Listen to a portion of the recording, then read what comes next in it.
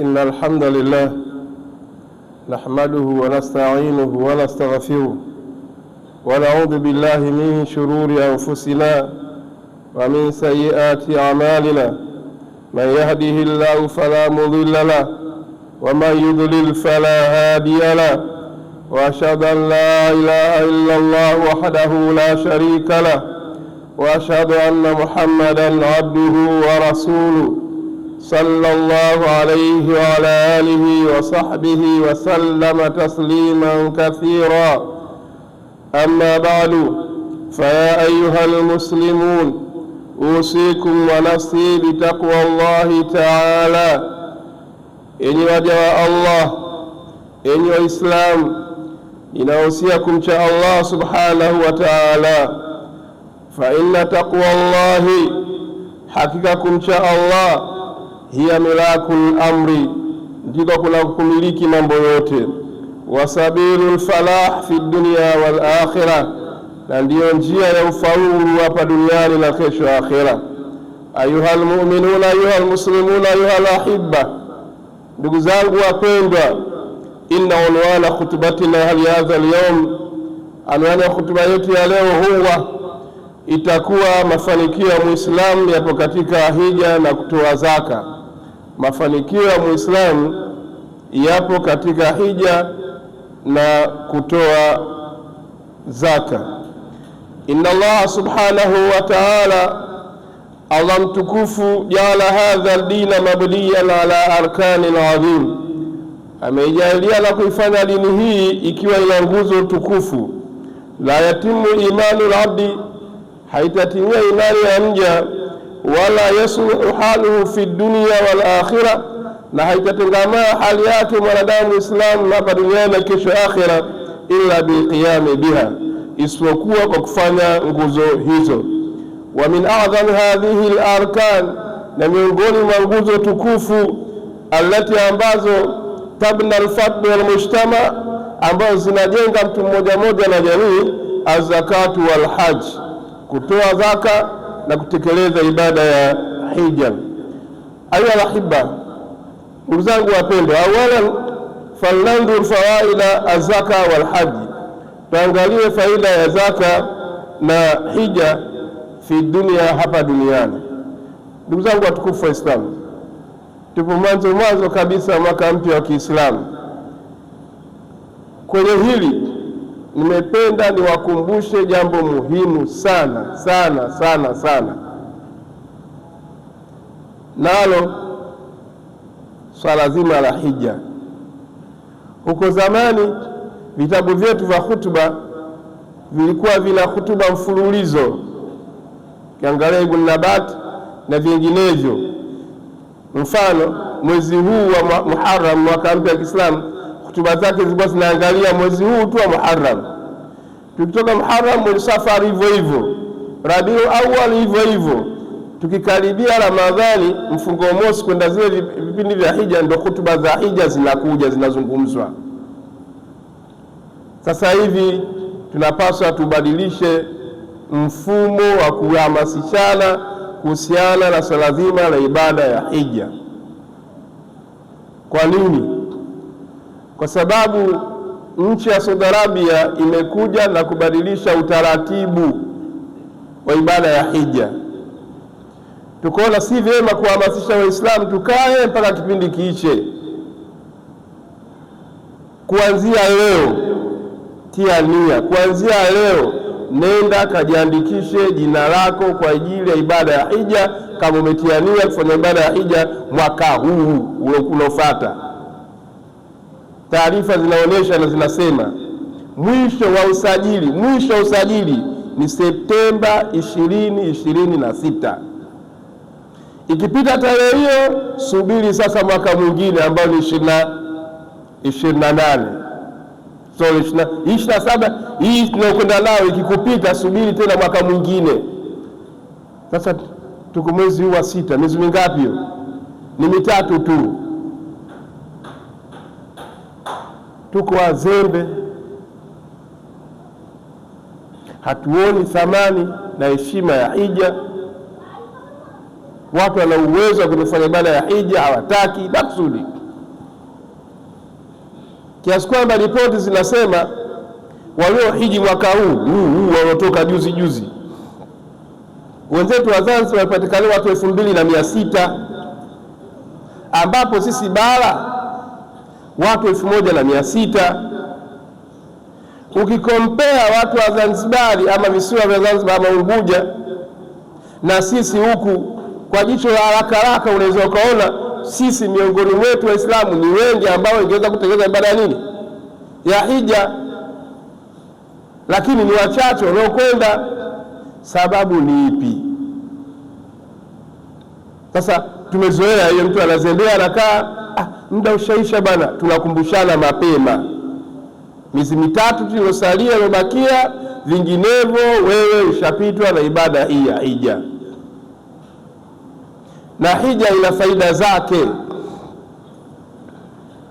kama ilivyokuwa na zaka, pia ina faida yake. Zaka leo hazitolewi kabisa, na ndio maana jamii mmoja imeendelea kuwa duni, kwa sababu wenye navyo ni vya kwao. Ayuha wala fawaidu zaka wal haji fi dunya, faida ya hija na zaka hapa duniani.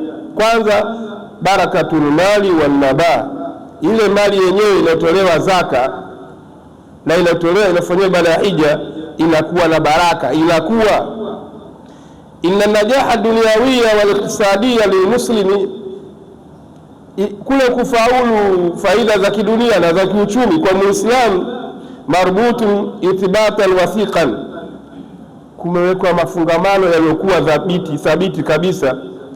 Mafungamano yenyewe ni nini? Biadai haqillah, kutekeleza haki za Allah subhanahu wa ta'ala. Fazakatu ayuha lahiba, swala zima la kutekeleza ibada ya zaka, fazakatu ayuha lahiba, swala zima la kutekeleza kutoa ibada, kufanya ibada ya zaka, laisati maghraman, yani Uislamu unapokutaka wewe utoe zaka kwenye sehemu ya mali yako iliyozidi, sio tozo. Na Uislamu anadhani kwa Waislamu wengi wanadhani kwamba Uislamu unatoza tozo ili watoe, kwa ndio maana hawataki. Hapana, hudaiwi na Uislamu, bali Uislamu unakutaka utoe, ni wajibu. Bali hiya maghnam, bali kutoa zaka faida unaoipata ni wewe mwenyewe. Faida kivipi? Maghnam wa tathiru lilmali wal nafsi, zaka inakutaharisha wewe binafsi, lakini pia inataharisha mali yenyewe.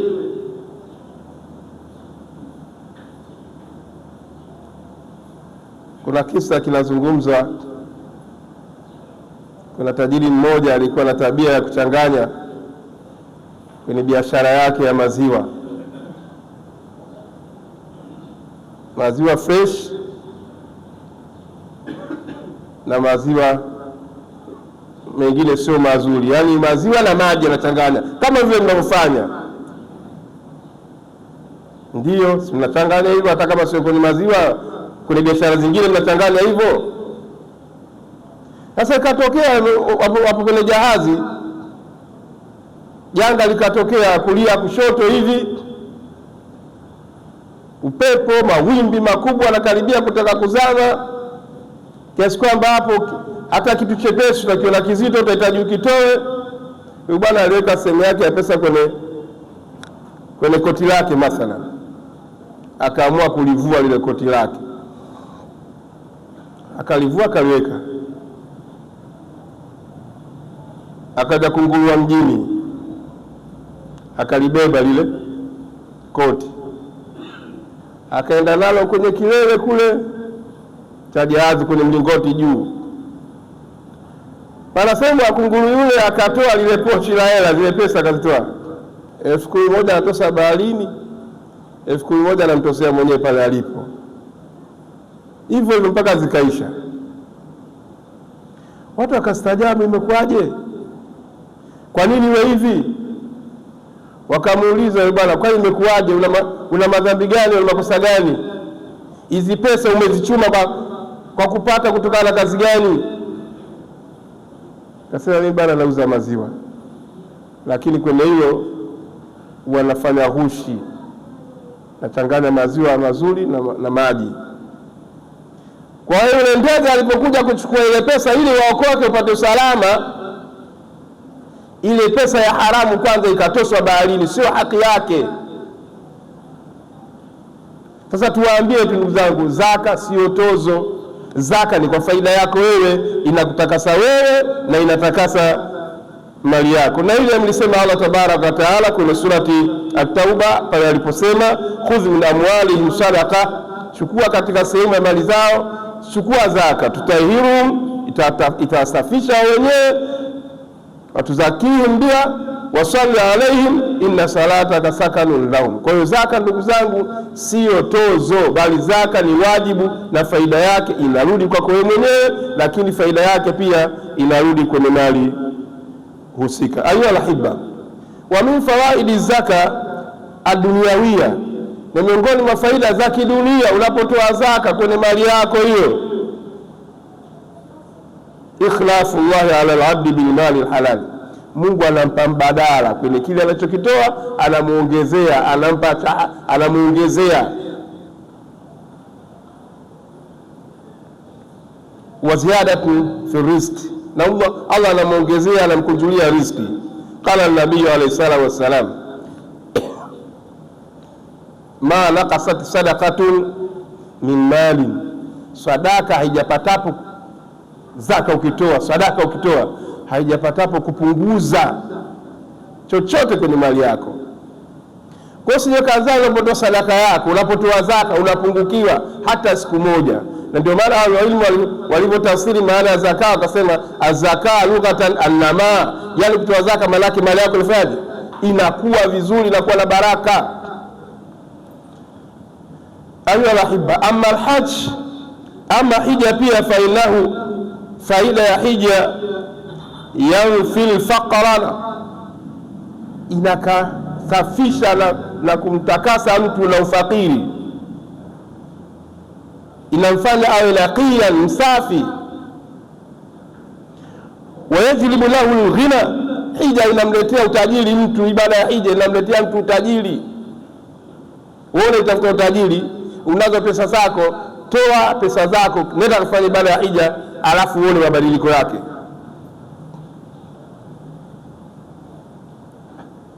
Amuelewi au mnaniangalia tu? Kwani muelewi?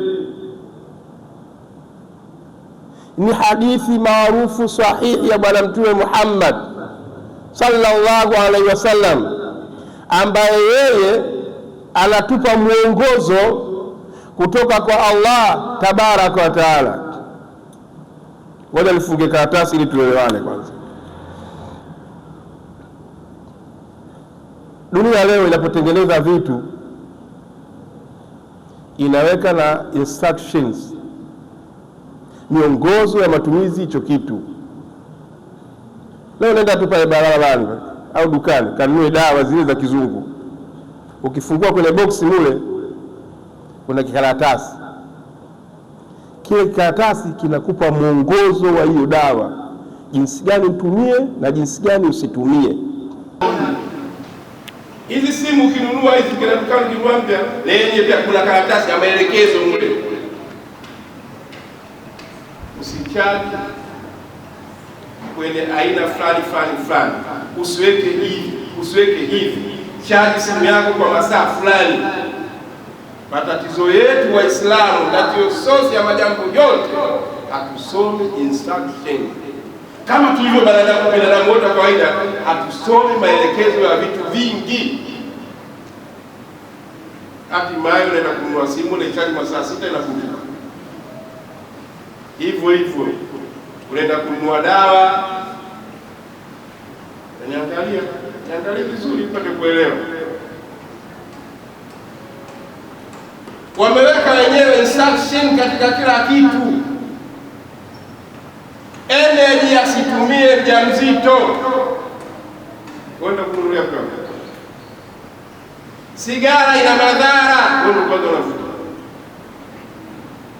Hatimaye sasa ushakuja midawa, imekuwa chronic katika mwili, ishakutia matatizo, unaenda kwa daktari afa na kukana.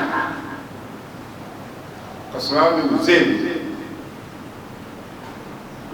kubwa, umeiacha familia yako katika hasara. Basi kama hivyo, lillahi almathalul a'la, ametuletea Allah tabaraka wa taala Qur'ani, kitabu ndio mule kuna instructions wa maisha yetu. Aliyetujua akasema chukua kutoka kwao zaka mali, lakini inawezekana kuna sehemu sometimes sijue ni maelekezo. Mchina anamtoa engineer anamleta hapa Tanzania kwako wewe mwenye kiwanda chako ambacho umenunua mashine kubwa, inahitaji ukae na Mchina zaidi ya miezi 3 apate kuelekeza watu wako, wewe unakubali. Walillahi masallallahu. Allah tabaraka taala amemleta bwana Mtume Muhammad sallallahu alaihi wasallam kuwa yeye kusomea aliyo katika instruction kwenye Qur'ani, hapa ikiwa hivi hivi, ikiwa hivi hivi. Hakuondoka peke yake, bali hayo maelekezo kabla hajaondoka kwao, hayo maelekezo kawaachia watu. Kawaachia kina nani? Masahaba bwana Mtume Muhammad sallallahu alaihi wasallam. Miongozo yote kawaelekeza wao. Masahaba ni binadamu, watakufa, nao wakaachia wanafunzi, wanafunzi mara wanafunzi, mpaka tukapatikana sisi kwa viatu vya watu maimamu kwenye msikiti. Tupo tunasomea instruction, maelekezo ya maisha ya kila mwanadamu hapa duniani aishi vipi kwa mujibu wa Qur'ani na Sunna ya Bwana Mtume Muhammad. Hatusomi miongozo. Wewe unasoma kwenu Lindi huko, unakuja hapa utakapata utajiri. Utajiri unatakiwa ufuate kanuni za Allah. Kwenye sehemu ya mali yako toa zaka. Kwenye sehemu ya mali yako nenda kufanya ibada ya hija. Ufanyi, kama ufanyi itakuwa utapata hasara. Amma al-hadi fa innahu yanfi al-faqra naqiyan 'anil-'abdi wa yajibu lahu al-ghina wal-najaha fi at-tijara wal-ma'isha kama jaa fi al-hadith sharif. Qala Rasulullah sallallahu alaihi wasallam, tabi'u baina al-hajj wal-umrah, fatilizeni kati ya hija na umra. Ukitoka hija umra, kutoka umra hija, hivyo fanyeni hivyo. Fa innahuma haikadhini hivi kuna dumunado yanfiani al-faqra, vinakataza vinaondosha ufakiri wa dhunub na madhambi. Unatakaje sasa? Haya ndio maelekezo sahihi. Wewe unatafuta mali, ayo rahimu. La tatu, at-tahdhiru wal maqalu fi at-ta'awun wal irad, makemeo yaliyokuja kutoka katika sheria ya Allah, kutoka katika Qur'ani na hadithi ya kuzuia kutoa zaka. Inaliyallah an adai zaka ma'al qudra, hakika mtu kupuuza na kuzembea akaacha kutoa zaka pamoja na kuwa na uwezo, wa ta'khira al-hajj, na kuchelewesha hija ma'al istita, pamoja kwa uwezo unao, huwa sababu, hiyo ndio sababu limahqi baraka, ya kufutwa baraka kwenye kazi zako, biashara zako. Lakini pia wajalabul masaibi, ndio sababu ya kufuta kuja kwako wewe matatizo na masaibu mbalimbali yanayokukuta wewe, ala amwalikum, kwenye mali zenu, fi dunia, haitaishi hapa duniani, wala adhabal alima fil akhirah, na adhabu kali na kusubiri wapi? Mbele ya Allah. Duniani mali yako itafutwa, ina baraka, utahangaika wewe, huna baraka na mali yako, lakini unasubiriwa tena mbele ya Allah subhanahu wa ta'ala siku ya kiyama. Yaqulu tabaraka wa ta'ala, walladhina yakinizuna adh-dhahaba wal-fidda wa la yunfiqunaha fi sabilillah fabashshirhum bi'adhabin alim. Wape bishara, wanastahili kupata adhabu zake, sababu wamelimbikiza mamali kwenye mabenki, hawatoi zaka, hawendi kufanya ibada ya hija duniani, na kesho akhera unasubiriwa. Ayo alhibba, yawma yuhma alayha fi nari jahannam fatukwa biha jibahuhum wa junubuhum wa dhuhuruhum, kisha tambaje, hadha ma kanaztum li anfusikum fadhuku ma kuntum taknizun.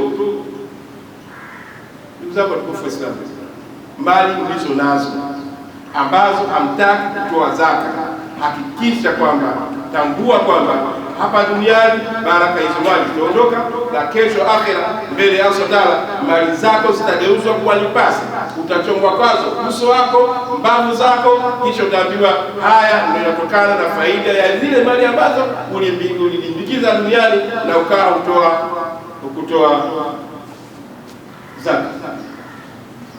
Waja fi hadithi sharifa ni hadi turatihi wa tarki, nakuja hadithi kuhusiana na hija na hatari yake kuzembea na kuacha kutoa hija, kutoa kwenda kufanya ibada ya hija. Imekuja hadithi anasema Bwana Mtume Muhammad sallallahu alaihi wasallam, man malaka zadan wa rahilatan tuballighu ila baiti llahi wa lam yahujja fala alayhi an yamuta yahudiyan au nasraniyan, rawahu Tirmidhi wa huwa dhaifu kama qalu ahlul ilmi wa minhu Sheikh Al-Albani rahmatullahi alayhi. Imekuja kwenye hadithi dhaifu.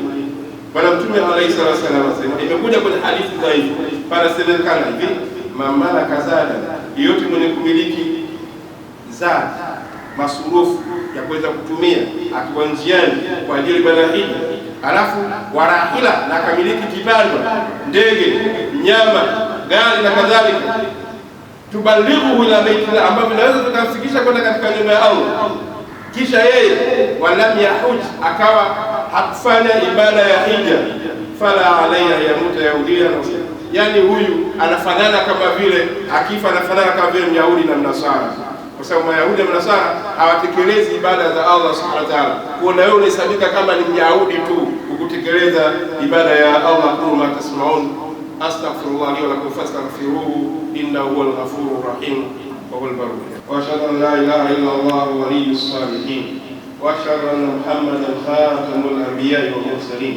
Allahumma salli wa sallim wa barik wa zid ala nabiyyina Muhammad wa ala alihi wa ashabihi ajma'in.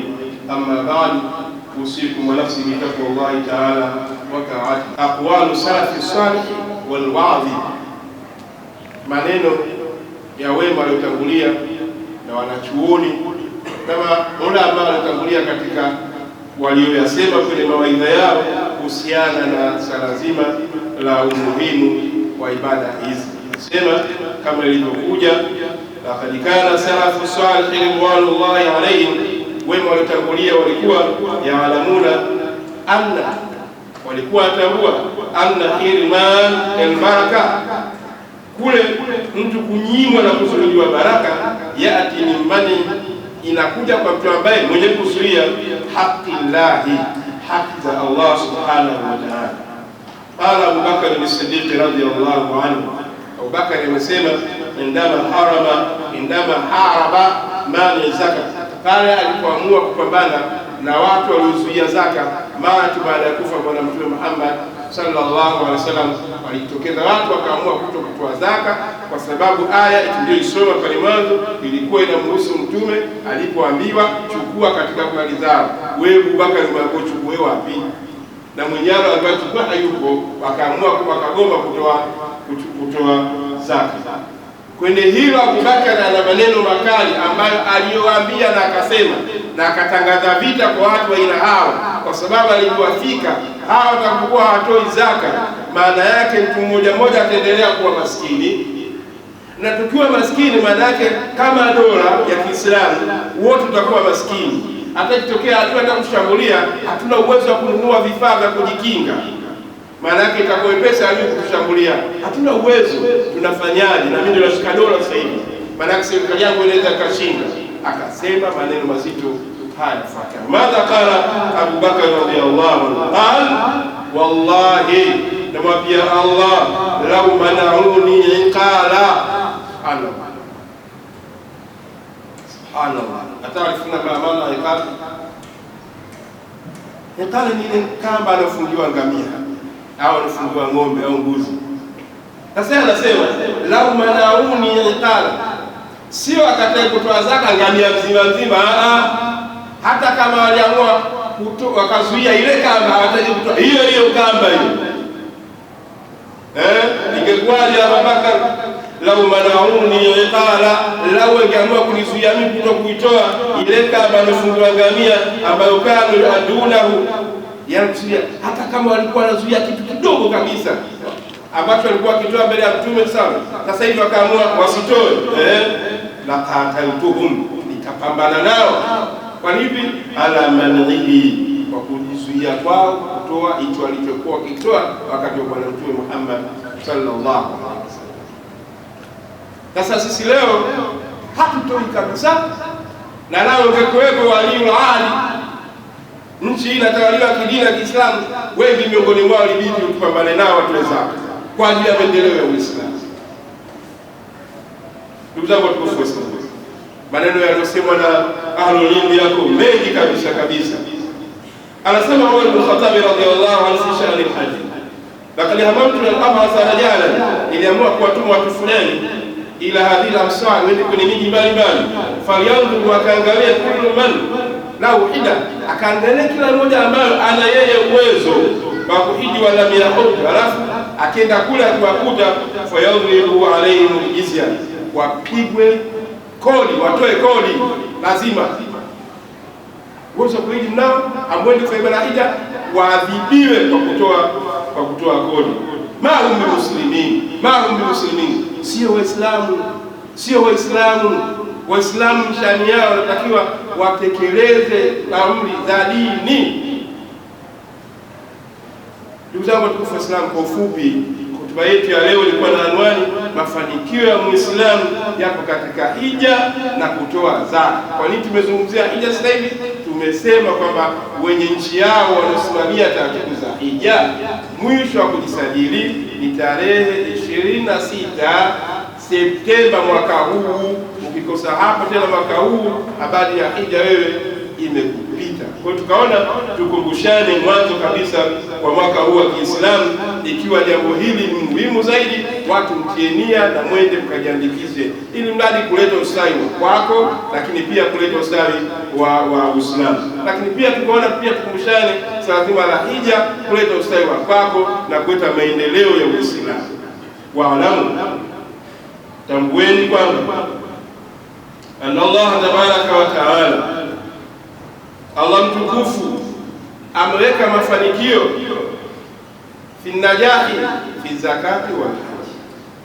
Waalamu, tambueni anna najaha alhaqiqiyya, mafanikio ya ukweli, laisa fi jam'i al-amwali wa iktinaziha, hayapo katika kukusanya mali nyingi na kuziweka mbeko na akiba, bal mafanikio ya kweli yapo fi tazkiyatia, yapo katika kuitolea zaka mali hiyo, wa infaqiha fi sabilillah, na kuitoa katika njia ya Allah. Inna tajira najiha, mfanya biashara ambaye ana mwenye mafanikio, huwa man, ni yule ambaye yaj'alu zakata malihi, huwa anafanya sehemu ya zaka ya mali yake inakuwa ndo nini? Hisna, ndiyo kinga na ngome, litijaratihi, ya biashara yake hiyo. Wa innal muslima al-aqila, na muislamu mwenye akili, huwa man, ni yule ambaye yubadiru, anayeharakisha ila haji baitillah, anayekwenda kufanya ibada ya hija katika nyumba ya Allah tukufu, kabla ayatiyahu al-maut, kabla haijapilia yeye mauti, au al-marad au maradhi au al-faqr au faqir. Fataqullaha ibadallah, mcheni Allah yenye waja Allah. Watahiru amwalakum bizaka, zitakaseni na kusafisha mali zenu kwa kutoa zaka. Wahasinu anfusakum bilhaji, na zifazini na shari nafsi zenu kwa kutekeleza ibada ya hija. Tasadu fi dunyakum, mtapata ubora katika dunia yenu. Watafuzu fi akhirakum, na mtafaulu katika akhira yenu. Allahumma a'izz al-islam wal muslimin, Allahumma a'izz al-islam wal muslimin, Allahumma a'izz al-islam wal muslimin. اللهم بارك لنا في أرزاقنا، وتقبل منا زكاتنا، ويسر لنا حج بيتك الحرام. اللهم اغفر للمؤمنين والمؤمنات والمسلمين والمسلمات الأحياء منهم والأموات، إنك سميع قريب مجيب الدعوات.